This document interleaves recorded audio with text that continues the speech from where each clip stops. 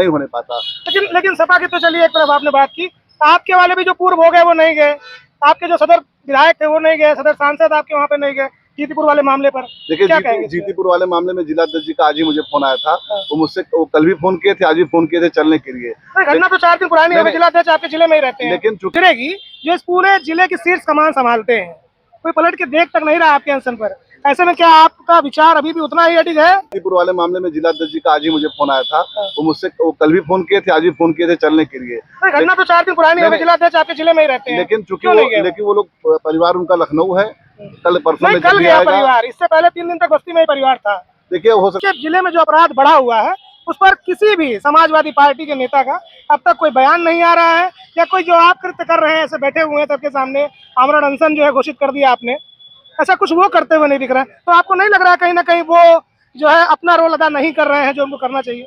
देखिए व्यवस्था की लापरवाही से एक ही परिवार के 2 युवा जो है जान गंवा बैठ रहे हैं अपनी। आपको लगता नहीं है कि प्रशासन निरंकुशता की ओर अग्रसर है? बिल्कुल निरंकुश है और आकंठ भ्रष्ट में डूबा हुआ है। पुलिस कप्तान है हमारे अभिनंदन जी, जब से वो आए हैं तब से बस। नमस्कार दोस्तों, मैं हूं जीत और आप देख रहे हैं जी टाइम्स। बस्ती में फैले हुए तमाम तरह के भ्रष्टाचारों के मुखर विरोध में कचहरी चौराहे पर एक धरने का आयोजन किया गया है। धरना करने वाले कौन है? यहाँ पे सामने बैठे हुए हैं। धरना करने वाले हैं भाजपा के शीर्ष पदेन कार्यकर्ता, और मैं कह दूं ये साफ कहा जाएगा कि अपनी इस सरकार के इनकी सरकार जो है केंद्र में भी है, इनकी सरकार प्रदेश में भी है, उसके बाद भी आज धरने पर बैठे हैं। मैं इनसे जानना चाहूँगा कि पूरा मसला क्या है और इनको धरना करने की क्या आवश्यकता पड़ गई इस पर। थोड़ा आगे आ जाए नेता जी।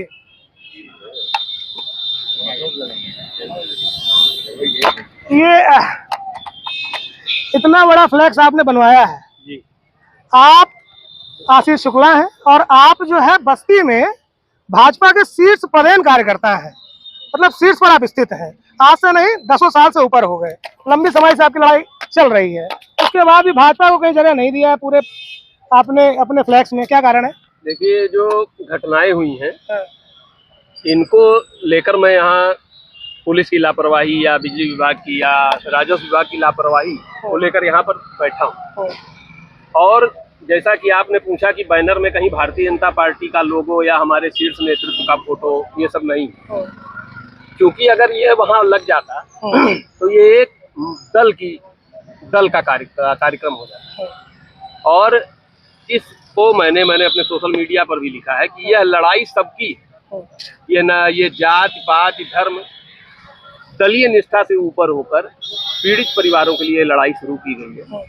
और अगर यहाँ लोगो लगा होता तो बहुत से लोग जो आज आ रहे हैं, जो किसी और दल से संबंध है जिनके, या किसी और नेता से संबंध है जिनके, किसी कोई और विचारधारा है उनकी, लेकिन आज वो सब लोग इसीलिए हमारे साथ हैं क्योंकि यह दल के अलग होकर पीड़ित परिवारों को न्याय दिलाने के लिए यह कार्यक्रम। हम अगर आपका दल आज प्रदेश में और देश में दोनों जगह विद्यमान है, बहुमत से सरकार बनती है आपकी, बावजूद इसके भ्रष्टता देख रहे हैं, भ्रष्टाचार देख रहे हैं, चरम पर है, आज महंगाई चरम पर है, इसको लेकर आप जैसा नेता भी सड़क पर बैठा हुआ है, किस तरह से देख रहे हैं पूरे इस घटनाक्रम को?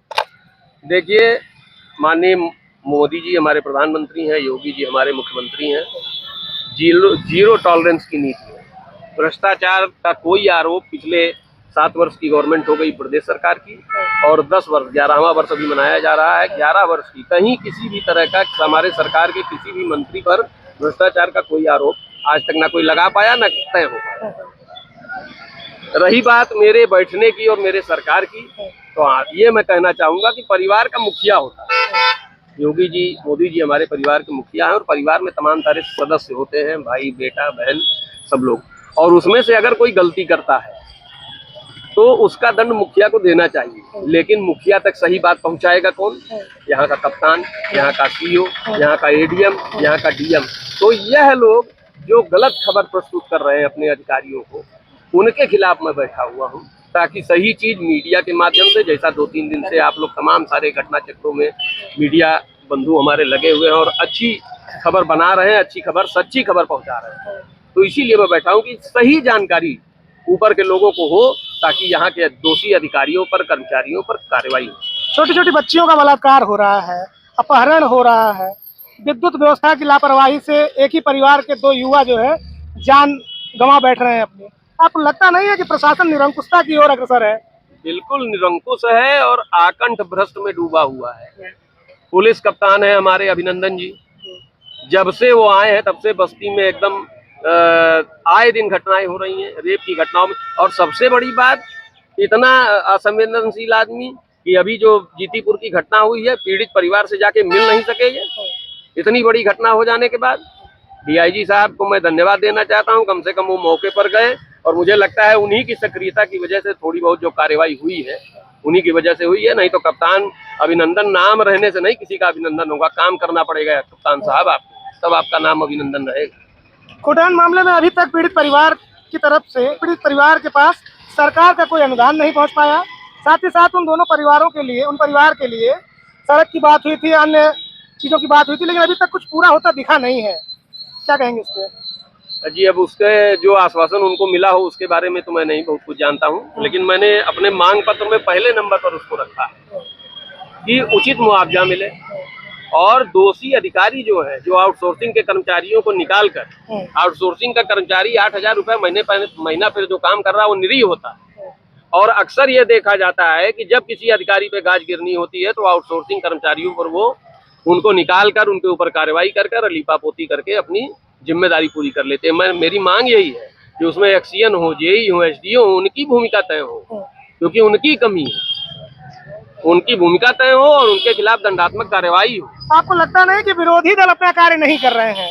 जिले में सपा के जो है सांसद हैं, सपा के विधायक हैं, आप जहाँ पर बैठे हैं मुश्किल से महज कुछ मीटर की दूरी पर उनके आवास है, बावजूद इसके जिले में जो अपराध बढ़ा हुआ है उस पर किसी भी समाजवादी पार्टी के नेता का अब तक कोई बयान नहीं आ रहा है, या कोई जो आप कृत्य कर रहे हैं ऐसे बैठे हुए हैं सबके सामने, आमरण अनशन जो है घोषित कर दिया आपने, ऐसा कुछ वो करते हुए नहीं दिख रहा है। तो आपको नहीं लग रहा है कहीं ना कहीं वो जो है अपना रोल अदा नहीं कर रहे हैं जो उनको करना चाहिए? देखिए, किसी भी लोकतांत्रिक व्यवस्था में जितनी महत्वपूर्ण भूमिका सत्ता पक्ष की होती है उससे ज्यादा महत्वपूर्ण भूमिका विपक्ष की होती है। और आपने जितने प्रश्न किए हैं यह बिल्कुल सही है। अगर मैं विपक्ष की नजर से देखूं तो इससे अच्छा अवसर, अगर मैं विपक्ष में होता तो इससे अच्छा अवसर विपक्ष को नहीं मिलता। तो कारण क्या है? बस्ती में नहीं। आपने कहा कि अभिनंदन जी नहीं गए, वर्तमान सांसद भी तो नहीं गए। नहीं तो वो तो जनता देख रही है ना, पब्लिक सब देख रही है। वो चाहे पक्ष का कोई जा रहा है या नहीं जा रहा है, विपक्ष का कोई जा रहा है या नहीं जा रहा है, वो आने वाले समय में पब्लिक सबका हिसाब आपके पूर्व सांसद भी नहीं गए? नहीं, सांसद जी मुझे लगता है कि अभी जीतीपुर वाले कांड में गए हुए थे और इधर नहीं है। और वहाँ अब मैं किसी तरफ से जीतीपुर वाले कांड में नहीं गए थे आपके सांसद? वहाँ गए थे शायद। कहाँ? अरे खोटान गए थे? खोटान गए थे। और उसके बाद से वो असम के प्रभारी है तो बाहर है। कोई उनकी टीम गई हो, उनके द्वारा गठित कोई टीम गई हो? नहीं, ऐसा तो नहीं। लोगों का मानना यह है कि सांसद जब तक बस्ती में 10 साल तक काबिज थे तब तक तो वो पूरे जिले का हाल लेते थे, लेकिन जैसे ही बड़ी कुर्सी उनके हाथ में आ गई जिले का हाल चल लेना बंद कर दिए। नहीं, अब मैं देखिए, मैं पहले ही आपको बता रहा हूँ, इसीलिए इसमें कोई लोगो नहीं है। मैं किसी भी राजनीतिक व्यक्ति पर, सत्ता या विपक्ष पर कोई टिप्पणी, मुझको व्यक्तिगत यह लगा कि मुझे ये काम करना चाहिए, ये कोई नहीं कर रहा है, कोई क्यों नहीं आगे आ रहा है, इसलिए मैं आया हूँ। कुछ अन्य दल भी आपके सहयोग में आए हैं अब तक? नहीं, दल का है ही नहीं है। मतलब कुछ समाज सेवी दल आए हो? हाँ, समाज सेवी तमाम आ रहे हैं। चित्रांश क्लब के लोग आए थे, अभी कायस्थवानी के लोग आए थे, तमाम लोग आ रहे हैं। सब लोग, जो उनका तो स्वागत है, मैंने तो अपने पोस्ट में लिखा है कि जिनको लगे कि ये न्याय की लड़ाई है, जिनको लगे कि ये लड़ाई सही है, वो हमारे साथ। अचानक आपके दिमाग में आमतौर पर देखा जाता है कि जिसकी सत्ता होती है वो अपनी सत्ता में होने वाले अपराधों, भ्रष्टाचारों के खिलाफ धरने पर नहीं बैठता है। आपके दिमाग में कौन सा फितूर आया? कहीं ऐसा तो नहीं है कि आपका डर खत्म हो गया हो पार्टी की नीतियों से? आपके ऊपर भी एक्शन हो सकता है, पार्टी एक्शन ले सकती है आपके ऊपर। नहीं, एक्शन से तो हमें कभी डरा ही नहीं, और दबाव में मैं कभी कोई काम नहीं करता हूँ। ये मेरा नेचर है, प्रकृति की देन है, भगवान की कृपा है। और मुझको जो सही लगता है वही मैं करता हूँ। फिर उसके लिए चाहे पार्टी छोड़ना पड़े, चाहे परिवार छोड़ना पड़े, चाहे समाज छोड़ना पड़े, जिसकी चिंता मैंने अपने जीवन में कभी नहीं। काजू श्रीवास्तव जी हमारे सामने हैं। काजू भैया थोड़ा आगे आ जाइए, कुछ आपसे आपके विचार समझ लें इस पूरे प्रकरण पर, क्योंकि आप बहुत ही काजू श्रीवास्तव जी हैं, इनकी पहचान के मोहताज ये नहीं है। जिले में हर मुद्दे पर लगभग आपकी प्रखरता देखी जाती है, लेकिन इस मुद्दे पर भी आपकी बात मैं जानना चाहूंगा। सत्ता आपकी है महोदय, केंद्र में, राज्य में बड़े संघर्षों के बाद सत्ता आपने पाई है। इस सत्ता में लगातार एक के बाद एक, देखिए 5 से 6 7 बिंदु पर जो है भाजपा के वरिष्ठ कर्मी बैठे हुए हैं यहाँ पर, कैसे देखते हैं आप? किसकी गलती है, प्रशासन की या शासन की? देखिए, जो माननीय मुख्यमंत्री जी द्वारा जो उनकी योजना है या जो उनका अपराधियों के खिलाफ या अपराधियों का जो एक अभियान उन्होंने चलाया है पूरे प्रदेश में, उसमें अधिकारी कहीं न कहीं रोड़ा बन रहे हैं। ऊपर से तो कहीं कोई दिक्कत नहीं है, लेकिन जो इम्प्लीमेंट होना चाहिए जमीन पे, वो अधिकारी नहीं होने दे रहे हैं, जिस कारण सरकार की बदनामी हो रही है। और यही कारण है कि जो घटनाएं हो रही हैं, छोटी छोटी घटनाएं, बड़ी बड़ी घटनाएं होती चली जा रही हैं जिले में। और बस्ती जिला तो इस समय पूरे उत्तर प्रदेश में जो है, मुझको लगता है कि इधर 6 महीने से सबसे ज़्यादा आपराधिक घटना वाला जिला बन चुका है। लेकिन इसमें कहीं न कहीं जो यहाँ के संबंधित अधिकारी हैं, उनकी गलती है। नहीं, अधिकारी क्यों, राजनीति की क्यों नहीं? समाजवादी पार्टी के आज जो है विधायक हैं, सांसद हैं, उनके बारे में क्या कहेंगे? देखिए, समाजवादी पार्टी के जो विधायक हैं, सांसद हैं, उन्हें ये नहीं लगता होगा कि ये उनके लिए बहुत छोटी बात होगी, कि ये जो घटनाएं उनके लिए छोटी बात होगी। इस नाते हो सकता है इस पर उनका ध्यान न जा रहा हो, क्योंकि आजकल तो समाजवादी पार्टी के विधायकों, सांसदों के पास एक ही बहाना है कि हमारी सरकार नहीं है तो हम बजट कहाँ से लावें। मैं ये पूछना चाहता हूँ कि जो बजट उनको मिलता है, क्या वापस कर देते हैं वो? क्या वही बजट वापस करते हैं? कप्तानगंज में नगर पंचायत अध्यक्ष हैं, सपा के हैं, वो बजट लेकर के आए, वहाँ पे कप्तानगंज में काम कराए। कप्तानगंज में सबसे ज़्यादा काम हो रहा है। तो कहीं अगर कहीं पारदर्शिता न होती, अगर देखा जाता कि वो सपा के चेयरमैन हैं या सपा के विधायक हैं, अगर कहीं दो आंख से देखा जाता, तो विकास कप्तानगंज में या और भी नगर पंचायत जहाँ पे सपा के लोग हैं, नहीं होने पाता। लेकिन सपा की तो चलिए एक तरफ आपने बात की, आपके वाले भी जो पूर्व हो गए वो नहीं गए, आपके जो सदर विधायक थे वो नहीं गए, सदर सांसद आपके वहाँ पे नहीं गए जीतीपुर वाले मामले पर। देखिए, जीतीपुर वाले मामले में जिलाध्यक्ष जी का आज ही मुझे फोन आया था। वो कल भी फोन किए थे, आज भी फोन किए थे चलने के लिए। घटना तो 4 दिन पुरानी है, जिलाध्यक्ष आपके जिले में ही रहते हैं। लेकिन वो लोग, परिवार उनका लखनऊ है, कल परसों में कल गया परिवार, इससे पहले 3 दिन तक बस्ती में ही परिवार था। देखिए, हो सकता है उनकी कोई व्यक्तिगत दिक्कत परेशानी रही हो, न जा पाए, उसमें हम क्या बताएं, लेकिन हो सकता है उनकी कोई व्यक्तिगत दिक्कत हो, इस नाते न गए हो। लेकिन जिलाध्यक्ष जी द्वारा 2-3 बार मुझे फोन करके जानकारी लिया उन्होंने, और चलने के लिए मुझसे कहा। लेकिन चूंकि परिवार अभी लखनऊ है, वो कहे जैसे आता मुझे बताइए, हम आपके साथ चलेंगे। लेकिन सदर सांसद जो मौजूदा हैं इस समय समाजवादी पार्टी के, वो किसी कार्यक्रम में लगभग नहीं देखे जा रहे हैं, किसी दुख में नहीं देखे जा रहे हैं, न खुटान गए, न अभी जो श्रीवास्तव जी का जो हुआ केस उसमें भी नहीं गए।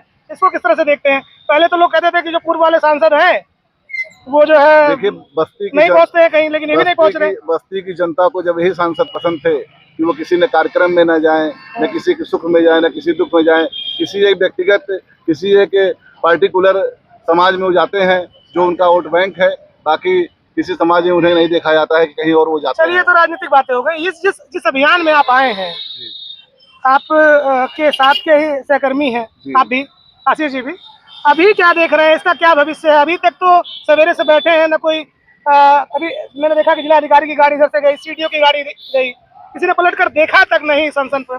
क्या लग रहा है आपको, सनसन का क्या आगे भविष्य है? कहीं ना कहीं जो प्रशासन है वो निर्जीव हो चुका है। और अब वही कहा जाए कि मतलब आशीष जी बैठे हुए हैं, हम लोग उनका समर्थन भी कर रहे हैं, और एक अच्छे काम के लिए बैठे हैं, जनहित के लिए बैठे हुए हैं। लेकिन अधिकारियों का न आना और न उनसे बातचीत करना, या आगे का प्लान उनका है या कोई कार्रवाई करेंगे नहीं करेंगे, इस पर अभी तक वो नहीं आके संज्ञान ले रहे हैं, तो कहीं ना कहीं निंदनीय है और ये मानवता को शर्मसार कर रहा है। अंतिम प्रश्न आशीष जी आपसे मेरा ये है, जिला अधिकारी की गाड़ी भी थोड़ी देर पहले आपके सामने यहाँ से गुजरी है, सीडीओ की गाड़ी गुजरी है, और तमाम ऐसे पदाधिकारी की गाड़ी थोड़ी देर में गुजरेगी जो इस पूरे जिले की शीर्ष कमान संभालते हैं। कोई पलट के देख तक नहीं रहा आपके अनशन पर। ऐसे में क्या आपका विचार अभी भी उतना ही अडिग है या कुछ कमी आई है उसमें? किसी के देखने या ना देखने से, या किसी के आने या ना आने से मेरे विचार पर, मेरी दृढ़ता पर कोई प्रभाव नहीं पड़ने वाला है। मैं तब तक रहूंगा जब तक उचित कार्रवाई नहीं होगी, ये मैंने शुरू में भी कहा था। और जिला अधिकारी या पुलिस अधीक्षक या सीडीओ या सीएमओ या जो भी जिले के अधिकारी हैं, बिजली विभाग के हो, राजस्व के हो, अगर वो देखते ही तो इतनी बड़ी समस्याएं ही नहीं होती। चलिए, जल्दी में एक प्रश्न और आपसे, अपने सभी बिंदुओं पर एक बार प्रकाश डाल दीजिए, जरा पेज उठा दीजिए। क्या क्या मुख्य बिंदु हैं आपके, और इन बिंदुओं पर जो है? जी, पहला इसमें हमारा मांग पत्र है। खुटहन में यादव परिवार के मृतकों को जिला प्रशासन, बिजली विभाग द्वारा उचित मुआवजा दिया जाए। दोषी अधिकारियों के खिलाफ निलंबन व जांच की जाए और उनका अपराध तय किया जाए। जीतीपुर कांड में जो आरोपी जेल भेजे गए, उनकी जो चार्जशीट दाखिल होनी है, उसमें कठोरतम धाराओं में उनका चालान किया। और एसओ पैकोलिया पर आपराधिक गतिविधि में लिप्त होने का अभियोग चले। सस्पेंड तो हो गए खैर वो। जी सस्पेंड हो गए, लेकिन उनका अपराध है, उस अपराध में वो शामिल है। लालगंज सिद्धनाथ में जो दलित लड़की के साथ जो रेप कांड हुआ था, उसमें पीड़ित परिवार संतुष्ट नहीं है, उसमें पुलिस एकदम निष्क्रिय है। तो 8 लोगों को बैठाए हुए है कि जबरदस्ती उनको आरोपी बनाने के लिए तैयार है। उसमें पुलिस के गतिविधि संदिग्ध है, उस पर जो है एक्शन लेना चाहिए, उनके खिलाफ कार्रवाई करनी चाहिए। मालवी रोड प्रकरण में वो जमीनी विवाद है, सिविल का मामला है, किसका नहीं है, इससे मुझे कोई मतलब नहीं है। लेकिन पुलिस जो शांति व्यवस्था के लिए होती है, पुलिस की मौजूदगी में मेरा घर कोई तोड़ दे, आपका घर कोई तोड़ दे, इस पर मेरा प्रश्न है कि पुलिस की मौजूदगी में इस तरह की घटना क्यों हो रही है। कटेश्वर पार्क कोतवाली और 2 चौकियों के बीच में है, वहाँ पर रेप होता है। थाने से 700-800 मीटर दूर है। जी वहाँ पर रेप होता है और इसमें कोतवाल सीधा जिम्मेदार है, दोनों चौकी इंचार्ज जिम्मेदार है, बीट के सिपाही जिम्मेदार है। गश्त की पोल खोल के रख दी इस घटना ने, और किसी चौकी इंचार्ज, किसी बीट सिपाही, किसी कोतवाल पर कोई कार्रवाई विभाग द्वारा नहीं की गई। उभाई मामले में प्रेरक मिश्रा जी सीबीसी के हैं, उन्होंने अपनी रिपोर्ट प्रस्तुत की है। उस रिपोर्ट को पुलिस प्रशासन ने दबा दिया और मेरी मांग है कि उस रिपोर्ट को सार्वजनिक किया जाए और उसी रिपोर्ट के आधार पर उन पुलिस कर्मियों के खिलाफ कार्रवाई की जाए। यही है। तो ये इनकी इतनी मुख्य मांगे हैं, इस मांगों को मैंने अपने चैनल पर भी डाल दिया है। देखिए क्या व्यवस्था है प्रशासन की, और ठीक बात अगर इन्होंने जो रखने का प्रयास किया है वो पूरी बात यही है कि इनका जो ये आंदोलन है ये शासन नहीं प्रशासन के खिलाफ है। इनका ये कहना है कि शासन तो अपनी सारी चीजें पूरी कर रहा है, लेकिन प्रशासन जो है आम जनमानस तक वो सफलतापूर्ण रूप से पहुंचने नहीं दे रहा है। इस पूरे अनशन पर मैं अपनी अगली अपडेट के साथ जल्द आपके बीच हाजिर होऊंगा। तब तक के लिए नमस्कार।